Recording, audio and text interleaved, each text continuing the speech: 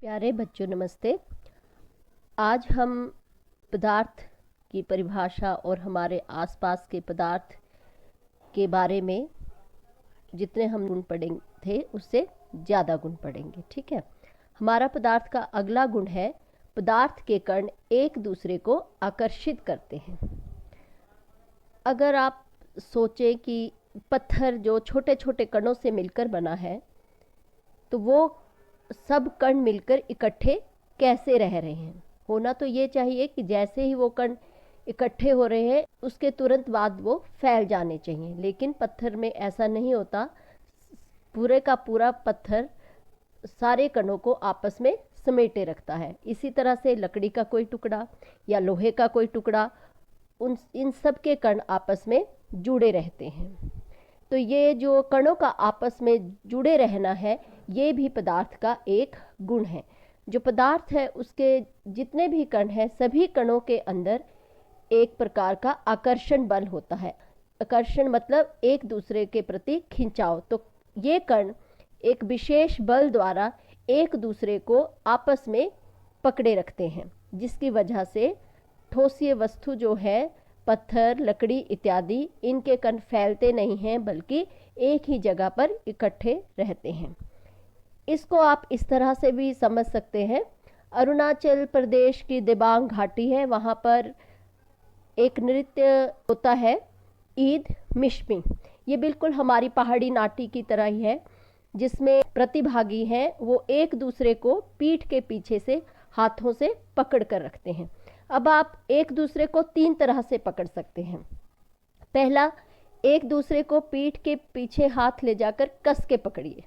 दूसरा, थोड़ा सा ढीला पकड़िए। तीसरा, सिर्फ हाथों को पीछे ले जाकर हाथों की उंगलियों को ही आपस में स्पर्श करवाइए। तो इन तीनों अवस्थाओं में हम देखेंगे कि जो सबसे पहली अवस्था है उसमें हाथ एक दूसरे से कस के पकड़े हुए हैं, तो उन हाथों को छुड़वाना बड़ा मुश्किल है।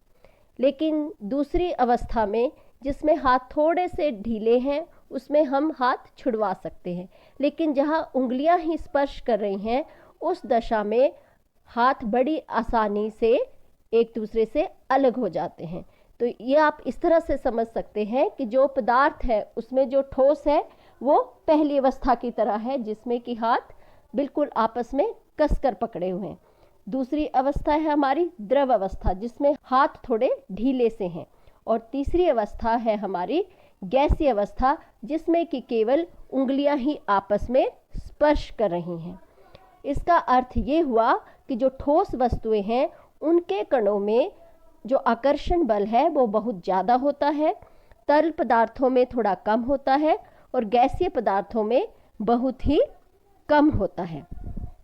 तो इस बल के आधार पर हम अब पदार्थ को तीन भागों में विभाजित कर सकते हैं: ठोस, द्रव और गैसीय अवस्था। प्रथम अवस्था है हमारी ठोस अवस्था। आप अपने आसपास पेड़, पौधे, लोहे के टुकड़े, तांबे की तारें, रेत, पत्थर के टुकड़े, बहुत कुछ ऐसी चीज़ें देखते हैं जिनमें कि कण एक दूसरे से बंधे हुए हैं। इस तरह की चीज़ें जिनके कणों में आकर्षण बल बहुत ज़्यादा होता है, उस तरह की पदार्थ की अवस्था को ठोसीय अवस्था कहते हैं। अब आप सोचेंगे कि देखने में चीनी और नमक भी ठोस लगते हैं, लेकिन इनको जब हम अपनी एक हथेली से दूसरी हथेली में डालें तो ये बिल्कुल वैसे ही नहीं गिरते, लेकिन धीरे धीरे गिरते। और अगर हम इनको किसी बर्तन में डालें तो ये उसी का आकार ले लेते हैं। प्रश्न ये उठता है कि नमक और चीनी ठोस होने के बावजूद भी अगर हम उनका ढेर लगाएं तो वो ढेर बिखर जाता है। तो ये एक तरह से ठोस अवस्था में ही है। तो इनके हम सभी कणों को इकट्ठा ना देखकर हम इनके प्रत्येक कण को देखते हैं। अब प्रत्येक कण इनका क्या है, एक छोटा सा आकार लिए हुए है। उस छोटे कण को हम और छोटे छोटे कणों में विभाजित कर सकते हैं। तो नमक और चीनी के दूसरे बर्तन के आकार लेने के लिए हम इस तरह से कह सकते हैं कि इनके जो छोटे छोटे कण हैं जिनको हम क्रिस्टल कहते हैं, वो ठोसीय अवस्था में होते हैं। इसी तरह से रबड़ बैंड भी ठोस अवस्था में होता है, लेकिन अगर हम रबड़ बैंड को खींचे तो खींच जाता है और छोड़ दे तो वापस अपनी अवस्था में आ जाता है, लेकिन आप पत्थर के साथ ऐसा नहीं कर सकते। ठीक है, तो आपको लगता होगा कि पत्थर भी ठोस है और रबड़ बैंड भी ठोस है, लेकिन इन दोनों की कणों की गति में बहुत अंतर है।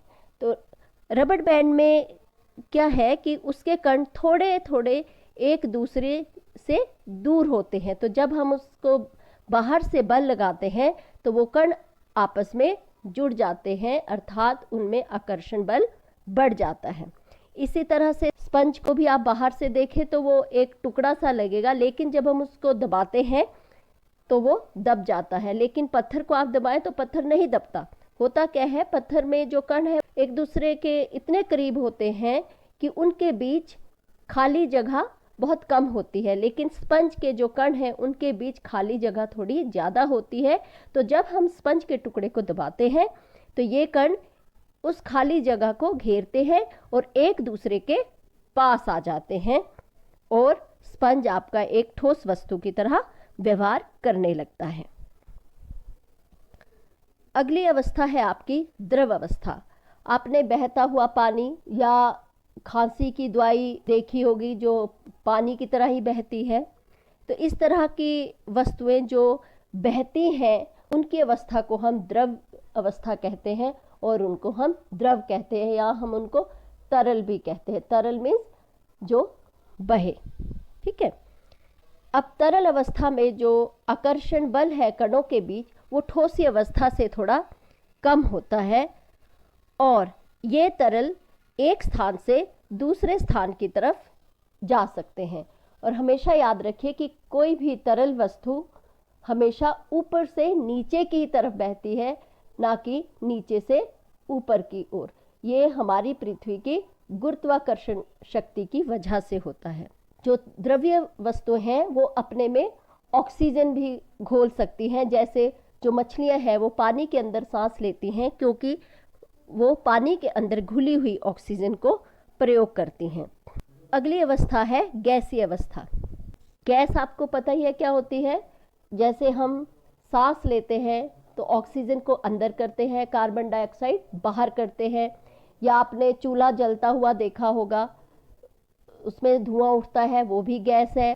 तो पदार्थ की वह अवस्था जिसमें पदार्थ के कण हैं वो उनके बीच काफ़ी ज़्यादा स्थान होता है, मतलब एक दूसरे से काफ़ी दूर होते हैं, इस अवस्था को गैसीय अवस्था कहते हैं। और यहाँ पर एक शब्द आया है विस्तरण या विस्तृत होना या विसरण, का अर्थ है एक दूसरे में घुल मिल जाना। गैसीय अवस्था में कणों के बीच इतनी दूरी होती है कि अगर एक गैस को दूसरी गैस के पास लाया जाए तो दोनों गैसों के जो कण हैं वो आपस में घुल मिल जाते हैं।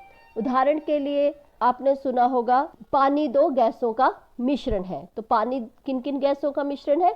हाइड्रोजन और ऑक्सीजन। तो जब हम हाइड्रोजन और ऑक्सीजन गैस को आपस में मिलाते हैं तो दोनों गैसें एक दूसरे के खाली जगह को घेर लेती हैं और एक दूसरे में घुल मिल जाती हैं। और जब हम इस पर दबाव ज़्यादा डालते हैं तो ये गैसें पानी में परिवर्तित हो जाती हैं। आपने गुब्बारे वाला भी देखा होगा। गुब्बारे वाला भी सिलेंडर से गुब्बारों में हवा भरता है। हवा भी गैस का एक रूप है।